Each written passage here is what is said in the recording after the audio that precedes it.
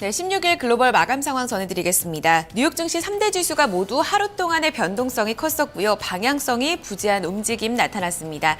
일제히 약보합권에서 거래 마감지였습니다. 마감가부터 확인해 보시죠.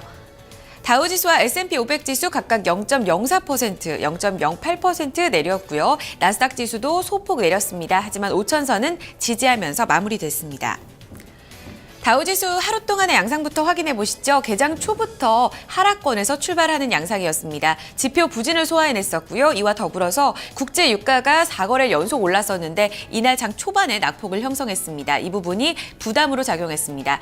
먼저 지표부터 확인해 보시면요. 신규 실업수당 청구 건수가 24만 9천 건, 29만 4천 건 기록하면서 6주 동안 30만 건을 하회하고 있지만 6주 동안에는 최대치까지 올라가면서 예상을 상회한 결과를 보여줬었고요. 또 주택 지표도 좋지 못했습니다. 3월 주택 착공 건수가 예상치였던 16% 증가를 크게 밑돈 2% 증가에 그치면서 시장은 다소 실망 매물이 쏟아졌습니다.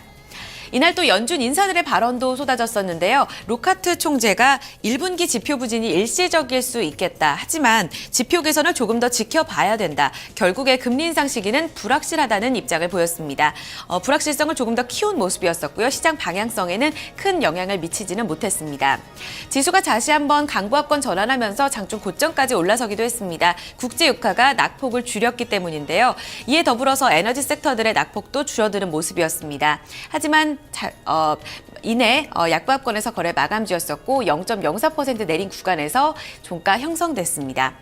S&P 500 지수의 흐름도 살펴보겠습니다. 역시나 같은 양상을 좀 보였습니다. 장 초반에는 국제유가 하락으로 인해서 하락 출발한 이후에 유가의 낙폭을 줄이면서 지수 고점까지 올라가기도 했었는데요. 역시 이 흐름에 따라서 에너지 섹터들 중심으로 장 초반에 매물 출회가 있었고요. 장 중반에는 이 같은 낙폭을 조금씩 줄여가기도 했습니다.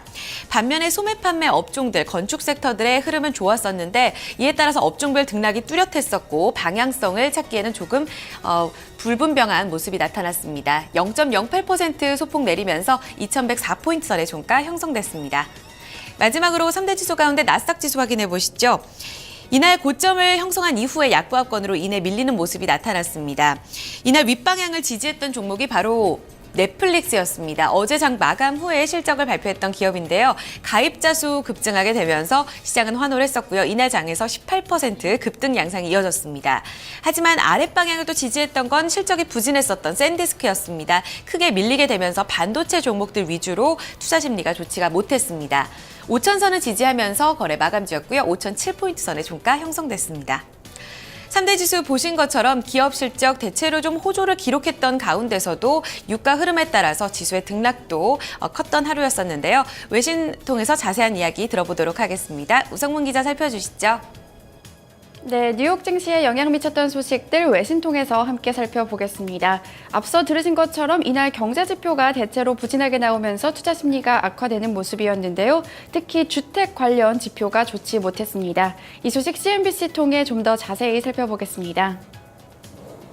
US housing starts rise below expectations, permits fall. 현지 시간으로 어제 CNBC에 따르면 미국 상무부는 3월 주택 착공 건수가 전월 대비 2% 증가한 92만 6천 건을 기록했다고 밝혔습니다. 이 전월 대비 증가세를 이어가기는 했지만 예상에 크게 못 미치는 결과가 나왔는데요. 시장 전문가들은 전월 대비 15.9% 증가를 예상한 바 있습니다. 이와 따라서 미국의 주택 착공 건수는 2월에 이어 2달 연속 100만 건을 하회하는 모습이 나타났는데요. 특히 1인 가구 주택 착공은 늘어났지만 다가구 주택 착공이 줄어든 것으로 확인이 됐습니다. 이뿐 아니라 앞으로의 주택 경기를 반영하는 건축 허가 건수도 부진한 것으로 확인이 됐는데요. 이 3월 건축 허가 건수를 살펴보시면요. 103만 9천 건을 기록하면서 전월 대비 5.7% 감소한 것으로 나타났습니다. 이 시장 예상치였던 1.9% 감소보다 더 악화된 결과가 나왔는데요. CNBC는 이에 대해서 올 초 미국 경제가 달러 강세와 혹한 또 글로벌 수요 부진 등으로 어려움을 겪은 것이 주택 경기에서 고스란히 나타나고 있다고 평가했습니다. 네, 다음 소식 살펴보겠습니다. 앞서 들으신 것처럼 이렇게 미국의 경제 지표들 최근에 부진한 모습이 이어지고 있는데요. 이런 가운데 연준 위원 사이에서 미국의 금리 인상 시기가 미뤄져야 된다는 의견이 나와서 눈길을 끌었습니다. 이 소식 로이터 통신 통해 좀 더 자세히 살펴보겠습니다. Fed's Lockhart says murky data complicates rate hike decision. 현지 시간으로 어제 로이터 통신에 따르면 이 데니스 로카트 애틀란타 연방준비은행 총재는 플로리다에서 열린 강연에 참석했었는데요. 이 자리에서 로카트 총재는 경제 지표가 악화되고 있다며 6월 금리 인상은 어려울 것이라고 말했습니다. 또한 로카트 총재는 이 최근 경제 지표가 부진한 것을 지적을 했는데요. 특히 3월에 고용 지표가 악화되는 등 전반적으로 지표가 부진해지면서 경제에 악영향을 미치고 있다고 평가를 내렸습니다. 그는 이 일부 지표들은 일시적인 것이지만 다른 지표들은 경제에 바로 영향을 미치고 있다며 앞으로의 경기에 대한 불확실성이 커지고 있다고 지적을 했는데요. 따라서 로카트 총재는 경기가 회복되는 것을 확인하기 위해서 금리 인상 전 시간을 좀 더 가질 필요가 있다고 강조했습니다. 하지만 향후 경제에 대해서는 낙관적인 입장을 보였는데요. 로카트 총재는 1분기에 부진한 지표는 일시적일 가능성이 크다며 올해 하반기에 들어설수록 미국 경제는 개선될 것이라고 덧붙였습니다. 지금까지 해외 주요 소식 외신 통해 함께 살펴봤습니다. 네, 자 이렇게 3대 지수 지수별 흐름과 그에 따른 외신 소식들을 저희가 살펴봤습니다. 자 그러면 지수 내 구성 종목들, 주요 종목들 마감은 또 어떻게 됐는지 살펴보도록 하고요. 종목별 외신 소식들도 전해진 바 저희가 체크를 좀 해보도록 하겠습니다. 자 다시 시황센터로 넘어갑니다. 어이지 앵커 우성 기자 계속해서 전해주시죠. 다우지수를 구성하고 있는 30개 구성 종목 가운데 9개 종목만이 오름 시세 이어졌습니다. 21개 종목 모두 부진했었는데요. 가장 크게 내린 쪽은 머크사를 포함해서 맥도날드, 존슨앤존슨, 이와 더불어서 제너럴 일렉트릭, 월마트까지 21개 종목이 부진했습니다. 반면에 유나이티드 헬스그룹 좋았었고요. 아메리칸 익스프레스 등 9개 종목이 선전했습니다. 하락률 상위 종목 다시 한번 확인해 보시죠. 전반적으로 업종 전체에 걸쳐서 부진한 양상이 이어졌습니다. 제약사인 머크사가 1% 넘게 오른 것을 제외하고는 대체로 0.6%에서 0.3%까지 약보합권 시세가 이어지면서 전반적으로 내렸는데요. 이 캐터필러가 0.96%, 또 맥도날드, 존슨앤존슨, 제너럴 일렉트릭까지 크게 밀린 모습이었습니다. 이날 금융주도 부진했었는데요. 이전에 호실적을 발표한 JP 모건 체이스가 0.6% 내렸고요. 이날 장에서 0.4% 내린 골드만삭스도 실적을 발표했었는데 예상을 상회한 실적, 그럼에도 불구하고 소폭 내린 구간, 시장의 전반적인 심리 영향을 받은 것으로 나타나고 있습니다.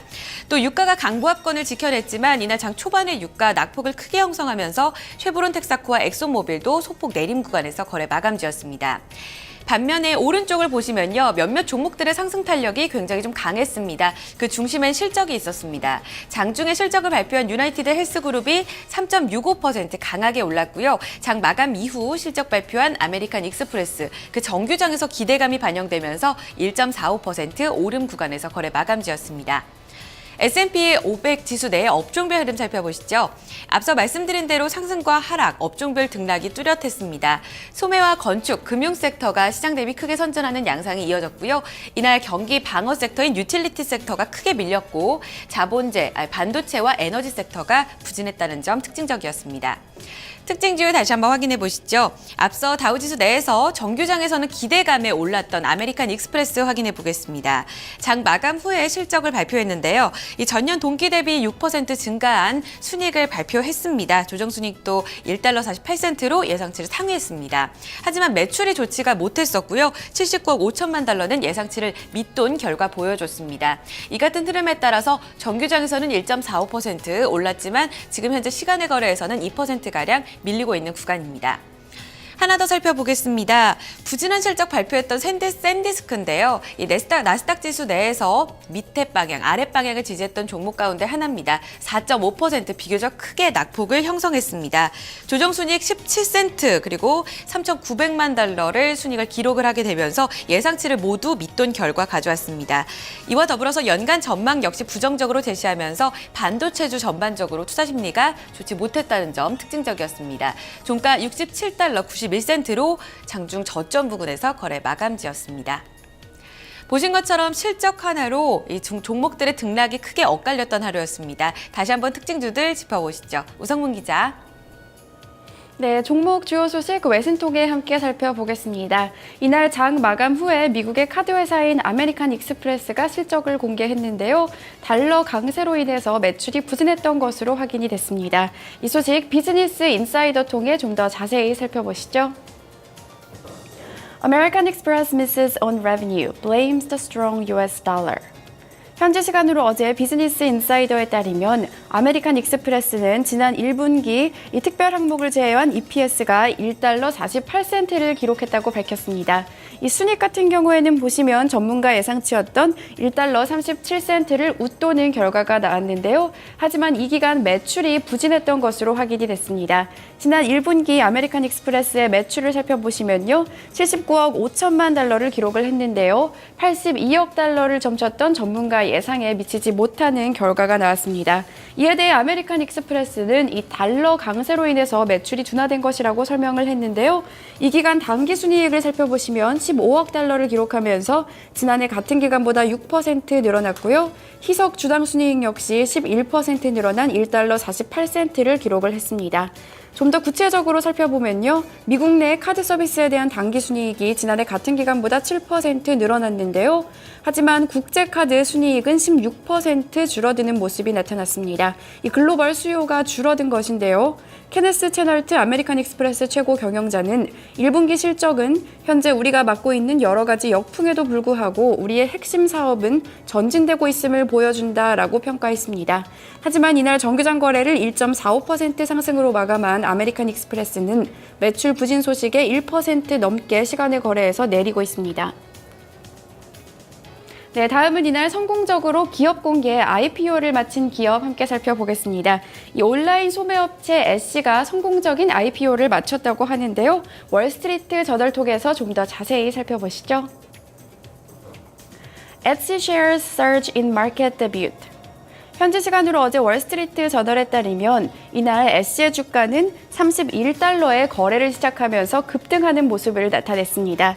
이 애쉬의 공모 가격은 주당 16달러였었는데요. 이 주당 16달러보다 90% 넘게 급등하는 모습이 나타난 것입니다. 애쉬는 이번 IPO로 이 1,670만 주를 공모해서 2억 6,700만 달러 규모의 자금을 조달하게 됐는데요. 이 애쉬의 기업 가치 역시 급등하게 됐습니다. 이 상장을 통해 유입된 자금은 사업 확장을 위한 자금으로 쓸 예정이라고 애쉬는 밝혔는데요. 또한 공모주의 85%는 뮤추얼 펀드나 헤지 펀드 등 기관 투자자들에게 팔고 나머지 15%는 개인 투자자들에게 팔았습니다.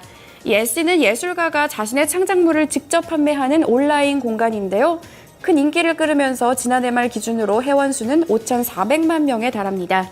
또한 활동 판매자 수는 140만 명이고요. 고객 수는 1,980만 명입니다. 지난 2014년 애쉬의 매출은 56%나 급등한 바 있습니다. 종목 주요 소식 외신통해 함께 살펴봤습니다. 네, 자 이렇게 종목 주요 소식들까지 저희가 좀 살펴봤습니다. 자, 그러면은 유럽 증시는 또 어떻게 마감이 됐는지, 그리고 유가와 그밖에 상품 시장들 또 어떻게 마감이 됐는지 좀 체크를 해보도록 하겠습니다. 자, 이 부분은 어이지 앵커가 전해드립니다. 네, 앞서 마감한 유럽 증시 분위기 좋지 못했습니다. 그리스 신용등급 강등 소식이 이어졌습니다. B-에서 트리플 C 플러스로 한 단계 강등됐고요. 이 소식에 그리스 국채금리는 12.8%까지 치솟았습니다. 이 영향 받으면서 주요국 증시 모두 내렸습니다. 런던 푸치백 지수가 0.5% 내렸고요. 독일 닥스 지수가 2% 가깝게 큰 폭의 하락을 보였고요. 프랑스 까크 지수 역시 0.5% 내리면서 5,224포인트 선의 종가 형성됐습니다. 이어서 상품시장입니다. 국제유가 이날 장에서는 강보합권 지지하면서 마감 지었습니다. 장 초반에는 사우디아라비아의 산유량 급증 소식에 따라 크게 낙폭을 키웠었고요. 장중에 예멘발 불확실성, 이 지정학적 불안감 요인에 따라서 강보합권으로 올라서기도 했습니다. 배럴당 0.6% 오르면서 56달러 72센트의 종가 형성됐고요.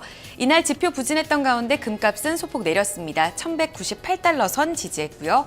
이 곡물 가격 대체로 엇갈린 가운데 옥수수 가격은 소폭 올랐습니다. 이어서 주요 지수입니다. 반도체 종목들이 다소 부진했습니다. 이 영향에 따라 필라델피아 반도체 지수가 0.5% 가깝게 내렸고요. 공포지수가 2% 가깝게 내린 가운데 BDI 발틱 운임 지수가 비교적 큰 폭으로 올랐습니다. 7포인트가량 오르면서 593포인트 선 기록했습니다. 마지막으로 외환채권 시장입니다. 어제 서울 외환시장에서 원달러 환율은 8원 가까이 내렸고요. 1,088원 90전 썼습니다. 간밤의 달러 약세 영향에 따라 달러 인덱스가 소폭 밀렸고요. 마지막으로 뉴욕 채권 시장에서 미국채 10년물 금리는 전거래일과 비슷한 수준의 수익률 1.89% 기록하고 있습니다. 지금까지 글로벌 마감 동향 살펴드렸습니다. 네, 자 이렇게 글로벌 마감 시황까지 모두 다 살펴봤습니다. 자, 오늘 낮엔 다소 좀 푸근한 날씨가 이어질 것 같고요. 내일까지 그 날씨는 좀 이어진다고 합니다. 내일 저녁부터 일요일 오전까지 이렇게 쭉 비가 온다고 하니까 주말에 비 소식도 대비를 하시길 바라겠습니다. 자, 토마토 모닝쇼 1부 순서 여기서 모두 마무리 짓도록 하고요. 저희 잠시 후 2부에서 다시 뵙도록 하겠습니다.